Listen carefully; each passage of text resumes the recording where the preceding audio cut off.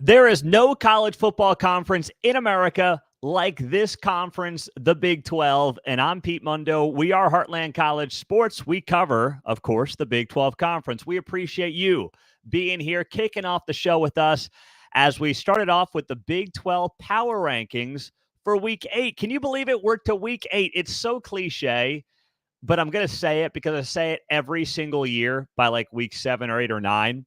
It's like, oh, wow, the season's halfway over. This blows, but here we are. So let's get right to it. I'm going to do it differently this week because many of you have asked me to do it this way. I will give you the Big 12 Power Rankings from 16 to 1. I usually do 1 to 16, but I'll give you 16 to 1. Sound good? By the way, if you're new, please hit that thumbs up button right below the video. You probably think it's silly, but it does help us tremendously. And if you have not yet subscribed, and there are thousands of you consuming the show who have not yet subscribed, subscribe to the channel on YouTube, on the podcast. Thank you so much for being here and joining us as a part of the show. The comments are rolling in. We appreciate that on our social media platforms as well right now. So let's start at number 16 in the Big 12 football power rankings for Week 8. At number 16, I've got the Kansas Jayhawks. They stay right where they were last week. They couldn't lose to the bye week. They couldn't blow a fourth quarter lead to the bye last week. So great job. Congratulations, KU, on that front. You couldn't screw that up. But they're staying at 16, and there's no reason to move them off of that spot right now. In the meantime, let's go to 15. A lot of the teams at the bottom of the power rankings this week were on byes. It just so happened to fold that way. TCU, they were 15 last week, and you know what? Ugly loss 2 weeks ago to Houston on a Friday. Now they hit the road to take on a struggling Utah team this week. Good luck, TCU. See if Sonny Dykes figured out some stuff during the bye week. At number 14, the Baylor Bears. They were 14 last week, so we're keeping them right in that spot as well. Dave Aranda's future is still in jeopardy, but we'll see how that ends up playing out and what exactly is in store for Baylor moving forward as they get back into action this week as well, as do many teams who were on bye weeks in the Big 12. The Big 12 only had 5 games this past week, so you had half a dozen teams on bye weeks. Baylor goes to Texas Tech. Moving through the power rankings at number 13, another team on a bye week, Oklahoma State. Keep them in that 13th spot. We'll see if they figured out how to run the ball. I saw Mike Gundy got headbutted by a cow, so things are going great in Stillwater. Everything is normal, apparently. Life is good. I mean, if I told you Oklahoma State's 0-3 to start Big 12 play, and Mike Gundy is getting headbutted by cows on his farm, what would you tell me? You wouldn't believe it, would you? And you probably should not believe something that ridiculous. But that is a perfect summarization of Oklahoma State football in a nutshell. Mike Gundy doing his press conference on Zoom this week because I guess he didn't want to be embarrassed by whatever wounds he has from getting headbutted by a cow. Go figure. I wish his players were headbutting a little bit more on the field. They've got no juice right now on the field in Stillwater on either side of the ball. So they stay in number 13 slot. At number 12, the Houston Cougars. Houston was 12 last week. They were also on a bye week as well. So I'm keeping 12 through 16 right where they were with those teams going through bye weeks this past weekend. At number 11 in the power rankings, dropping one slot, the UCF Knights. They continue to struggle. They lost at home to Cincinnati. Defense played okay for UCF. The problem really is the entire offense is looking for its identity. We thought UCF would have this explosive running game, and it did until it started playing better competition. And defenses were like, oh, wait, you can't pass the ball. We're going to make you do that. And now you've got, you don't know who at quarterback. You've got 3, but when you have more than one quarterback, it means you have none. Obviously, you know, they've tried 2 quarterbacks this last game. Ja'Cory Brown looks like he may be the guy going forward. But when you have multiple quarterbacks, you actually have 0 quarterbacks. Utah's at number 10 in the power rankings this week, down from 7. They keep on sliding, losing a second straight game, not looking good in the process. We now know Cam Rising is done for the year after having just a brutal game this past weekend. And you look at it and you say to yourself, okay, now it's Isaac Wilson's turn. Can Isaac Wilson be the guy that gets this team into a Big 12 championship game? They're not out of the hunt. I mean, the Big 12 is still more or less, I don't want to say it's wide open because you are starting to see some separation, but you can still very much get back into this thing if you're Utah. But frankly, Utah's defense hasn't looked all that good either. It's not like they've been elite on that side of the ball. They have not been, especially against the run. They're in the bottom tier against the run in the Big 12. So nothing looks all that elite for Utah right now, which is a huge concern. At number 9 in our power rankings, Arizona.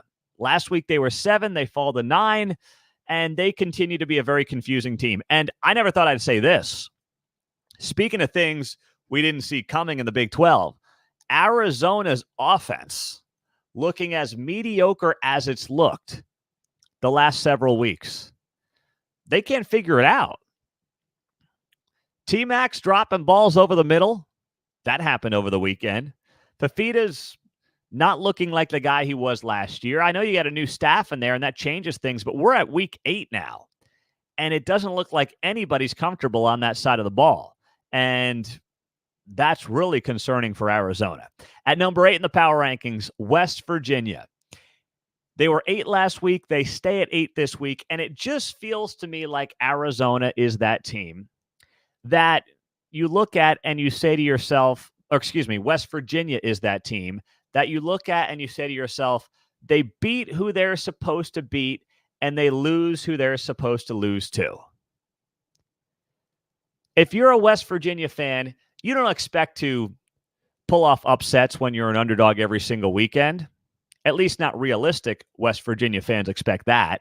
But could you win as an underdog once in a while? And I mean like a real underdog. And you weren't a huge underdog in this game, by the way. But as a legitimate underdog, can West Virginia just win a game outright? And it feels like Neil Brown beats who he's supposed to beat and loses to who he's supposed to lose to. And you got to eventually give fans that kernel, just that little something that they can latch onto, that they can taste with their lips, where they say, you know what? Okay, fine. If we're going to go 7-5, 8-4, more or less every year, give me something good to latch onto. Give me that. I'm not saying it has to be Vanderbilt, Alabama, but give me something to latch onto. I don't think that should be too much for this program and its fan base to expect. It's not too much for this fan base to expect. And that's the tough part for Neil Brown right now. They're 2-1, but after what you saw against Iowa State, do you really think this team can compete in the top tier of the Big 12? I don't. At number 7 in the power rankings, Cincinnati. They went on the road and they beat UCF. They are up from number 9 last week. They had some issues at times, but you win a road game in this league, that is impressive. And that is something that deserves to be given credit to and credit for, and Cincinnati gets that. And let's not forget, Cincinnati is 4 points away from being undefeated right now. I know it's bizarre to say, but Cincinnati is quietly sitting there at 4-2. And 2-1 in the Big 12. And there's been a lot of talk about the teams around them in the standings and not a lot about Cincinnati. Now, do I look at Cincinnati and say to myself, that's a team we're going to be talking about the third weekend in November? No. But, hey, they've got 3 games here coming up that'll tell us how legit this program is. Arizona State, Colorado, West Virginia. All those teams are sitting there with the same exact record at 2-1 in conference play. How amazing is that? They are about to play all the other 2-1 teams in the Big 12. So are they truly part of that second tier? Or did they just have an easier schedule to start the season, and now we'll see them come back to earth a little bit? I think it'll be the latter with Cincinnati, but for now, guess what? They deserve to be where they're at number 7 in the power rankings. At number 6 in our power rankings, up from number 9, the Arizona State Arizona State Sun Devils. I am sorry. Oh man, I got to put soap in my mouth after that, don't I? Arizona State fans are literally going to tar and feather me if they could. Please, I apologize. My day started at 4 a.m. Please, have a little sympathy for a brother, would you please? Arizona State Sun Devils, not Wildcats. Us Big 12 guys are still learning this whole, Pac-12 thing. Arizona State's at number 6, up from number 9. Impressive win, unexpected win over Utah. They remain one of the great stories and biggest surprises in college football, and Kenny Dillingham's star continues to rise. The defense keeps standing out to me. Cam Skattebo continues to be the workhorse in the backfield that you want out of your running back. And listen, they hit the over on their win total by week 7. The over-under on Arizona State wins was 4.5. They hit the over by week 7. You cannot ask for more if you are an Arizona State fan right now. And what did Kenny Dillingham say? If you made money on the over 4.5, dump it back into the NIL fund. We need it. I won't go that far because you already spend money on tickets and beer and parking. Throw half of it at the NIL fund. Enjoy the other half. Dump the other half back into your own pleasure. Put a half into the NIL fund if you want. And, you're off to the races. But Arizona State continues to be an absolutely awesome story in this conference. And I can't wait to watch more of this team in the weeks ahead. It's going to be so much fun in the Big 12. They're at Cincinnati this week, as we just noted. At number 5 in the power rankings, Colorado. Hey, Colorado in a loss was more impressive to me than Colorado in a win against Baylor. Colorado was leading Kansas State, I believe a legitimate top 20 team in the country, in the final couple of minutes, playing most of that game without their Heisman Trophy contender and a top 5 NFL pick in Travis Hunter. That should not be understated. All this talk, and myself included, is based around, hey, Colorado's got the goods. They've got the star power. Can they do it without the star power? If something like what happens on Saturday happens, Travis Hunter isn't playing most of the game. Can you beat a top 20 team in Kansas State? And they almost did. Now, I know it's not horseshoes, but still, that showed me something for this Colorado team. And it shows me that they're going to be a tough out throughout the rest of the season in the Big 12 Conference. And they're not a team that you can overlook. The defensive line continues to get better. The offensive line still needs work, but defensively, it's getting better, especially up front. And that's something that you like to see if you're a Colorado fan.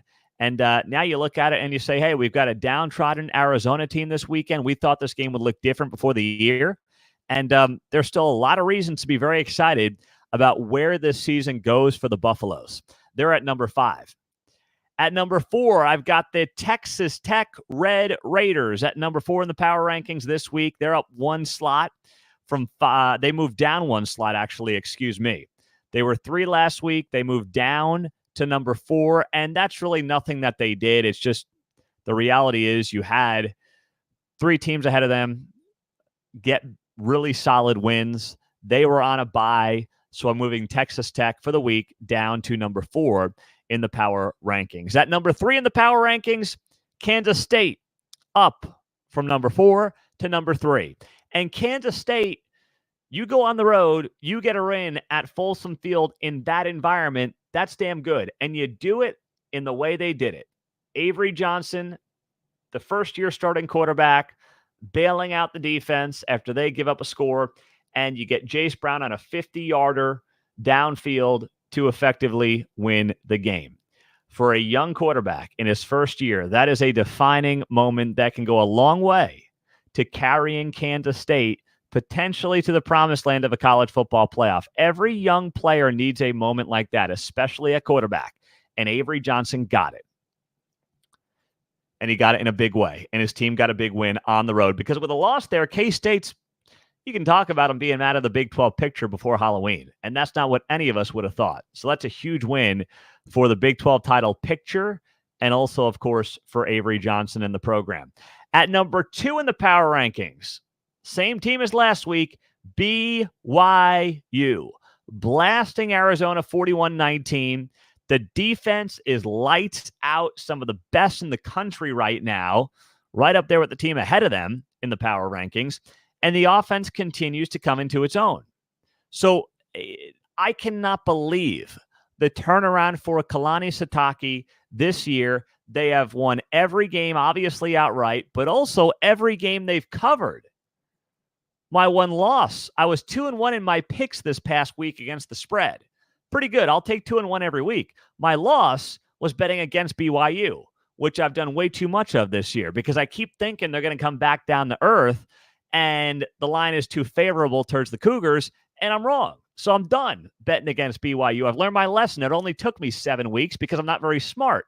But outside of that, BYU, tremendous story, number 2 in the power rankings. And at number 1 in the Big 12 football power rankings this week, we have got your Iowa State Cyclones. First time we've had a team repeat as number 1 in the power rankings this week, and it's Iowa State for a second straight week. They beat West Virginia 28-16 on Saturday. The defense continues to shine. The offense is finding its footing. Carson Hansen, we know what the running game is able to do. Rocco Beck is continuing to develop as a leader and a passer on that side of the ball.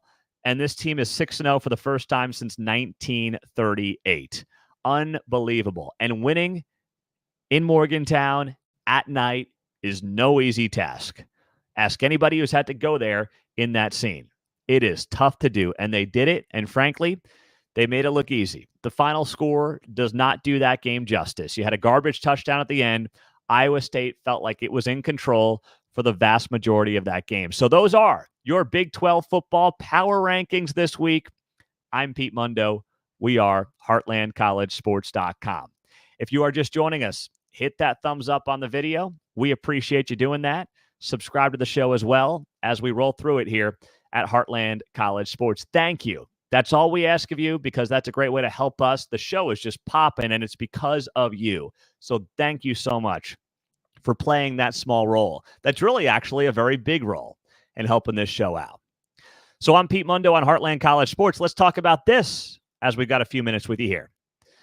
The Big 12 is looking like it's in a position to get 2 teams into the college football playoff. Now, I've got to see it to believe it, but when you look at the odds in the Big 12, the odds continue to move in the Big 12's favor to get a couple of teams in. ESPN's most recent college football playoff projections had the Big 12 with the number 4 seed and the number 12 seed.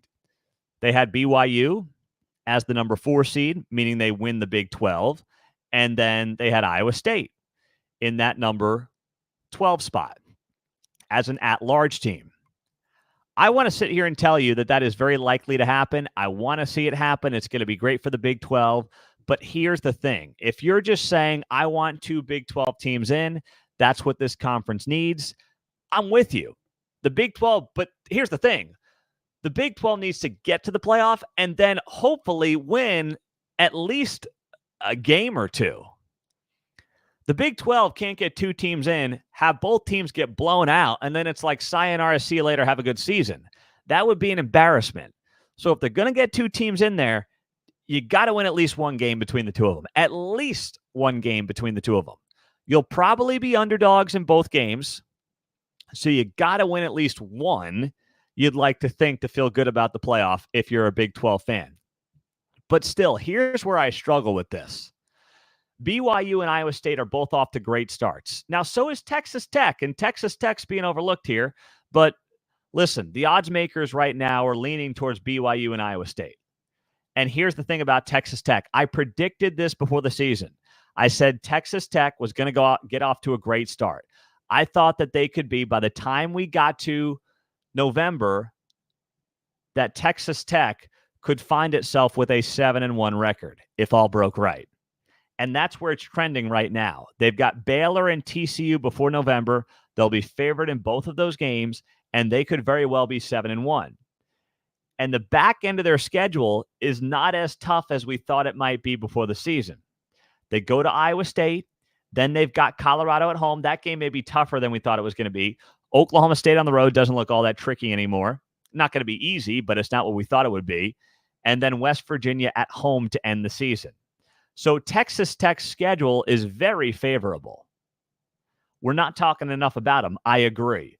But for sake of the conversation with where the odds are at, where the wise guys are at, they're leaning towards BYU and Iowa State right now. And that's fair to do because both are not just 3-0 in conference play, they're also undefeated on the season. And Texas Tech is 5-1. They've got that brutal loss at Washington State that frankly was a really bad loss. But Iowa State and BYU, here's what would have to happen. Neither of these teams can slip up more than once the rest of the way. Iowa State has UCF, Texas Tech, Kansas, Cincinnati, Utah, K-State. The only ranked team left is Kansas State as of right now. But Texas Tech's tough in a couple of weeks. Utah on the road is never easy, especially that time of year. So you don't overlook it. And the Big 12 is notorious for just having these games that nobody sees coming. The underdogs are not just covering spreads in the Big 12. They are winning games outright with regularity. So it's easy to look at it now and say, oh, Iowa State wins this game, Iowa State wins this game, BYU wins this game, BYU wins that game. That's never how any of this goes, at least not in this conference, which I've been a part of for over a decade, and many of you have been fans of for even longer. BYU schedule, Oklahoma State this weekend, at UCF, at Utah, home to Kansas, at Arizona State versus Houston. Okay, Oklahoma State's easier than you thought it was going to be. UCF, we'll see. Maybe easier than we thought it was going to be. Utah, easier than we thought it was going to be, but it's the Holy War. So, you can throw it all out when you get a rivalry of that magnitude, right? At Utah, early November, who knows what the weather is. That place is going to be bonkers. Utah's not the team we thought they were going to be, but it doesn't matter when you have that level of a rivalry. And then you get KU at home. They're struggling, easier than you thought it was going to be. At Arizona State, tougher than you thought it was going to be. And Houston, I don't know what Houston's going to be. They're about what we thought they were going to be, but they made this change at quarterback to Zion Chris. And you look at that game and you say to yourself, well, maybe you've got a team in Houston that could be coming together, getting some mojo by the end of the season. But you have to end up with both teams with one loss, ideally. And then, of course, whoever wins gets in. The loser is at large. What would be difficult is if you had a situation where one of these teams had two losses. And then if the two-loss team wins the Big 12 championship, what do you do with the team that lost it that now has a second loss? A lot of it will depend on who those losses are to, but I also know this much. This college football playoff committee with these at-large picks is not going to be looking to do the Big 12 any favors. And you still have a lot of undefeated and one-loss SEC and Big Ten teams out there, and even a couple of, obviously, ACC teams hanging around as well. Miami's undefeated. Clemson's coming back into the mix at 5-1. They're in the top 10. So that's where from a Big 12 perspective, I've seen it since year one of the college football playoff, when TCU, which I believe would have gotten, if not won, a national championship with Trevon Boykin, got screwed. It was before the Big 12 brought back the championship game. They were playing regular season games when everybody else was in a conference title game, which was dumb to do in hindsight. I get what they were going for. True round robins, no championship game, one true champion. It was just dumb. I said it was 10 years ago when we started this website at heartlandcollegesports.com, and I started the show as just a podcast. I said it was dumb then. In hindsight, it's even dumber. TCU beats Iowa State 55-3, and they dropped from 3 to 6 in the college football playoff rankings in 2014.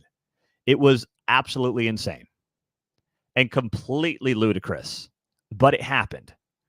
So as someone who has experienced that on behalf of this conference, I am not going to sit here and say, yeah, the Big 12's getting 2 in. I can't do it. I can't. Roger says the Big Ten only has 3 good teams, Ohio State, Oregon, and Penn State. They aren't getting 4 in. The SEC has Georgia, Texas, a bunch of decent to good teams, Tennessee, Alabama, LSU. I agree, Roger. I don't think you're wrong with that assessment. I don't. But what historically leads you to believe that the Big 12 will get any favors here, right? You're going to have the 4 conference champions, and then you'll have obviously a group of 5 champion, and then you'll have the at-larges. So you'll have the 7 at-larges. You get, 2 SEC, 2 Big Ten minimum, 2 SEC, minimum 2 SEC. Throw in an ACC that's 5. Throw in a Big 12. That gets you 6, and then you got a 7th out there. I mean, I want you to be right. I really do. But I would not be shocked one bit if this thing gets stacked with the SEC. I hate it, but I've seen it play out this way for far too long. So mentally, I'm preparing myself for that. Because the other problem for the Big 12 right now, when you look at the standings or just the rankings, which I know the rankings aren't what they used to be in terms of how much they mean, especially in a playoff era. But when you look at the rankings, right, you look at BYU, you look at Iowa State, you look at Kansas State, who else is going to get their way in? Maybe you say Texas Tech should. Maybe you say Arizona State's going to be in the mix at some point. But it's going to be tough to come by some of those ranked wins, whereas the SEC, the number 10 team in the country loses and they drop them down to 12. I mean, it's a joke. But that's what they've done in the SEC. They only play the 8 conference games. That makes a difference as well. And it helps them maintain this, like, I beat you, you beat me, I beat you, you beat me, but none of us really move all that much in the rankings. So everything seems like this ranked matchup that has all this meaning and all this quality to it, and that's not necessarily always the case. So that's what you got to keep an eye on. I'm Pete Mundo on Heartland College Sports. Thank you for being here, for joining us as always as a part of the show. Make sure you are subscribed to our channel covering the Big 12. It really would mean the world to me if you would do that. Doesn't take much. Hit the subscribe button. Hit that thumbs up right now on the video too on YouTube, and leave us that 5-star rating and review on the podcast. So appreciate you guys. The show is doing better than I ever thought it would, and it's because of you. You sharing it, that's why. Thank you. Have a great day. Go Big 12. We'll be back here soon.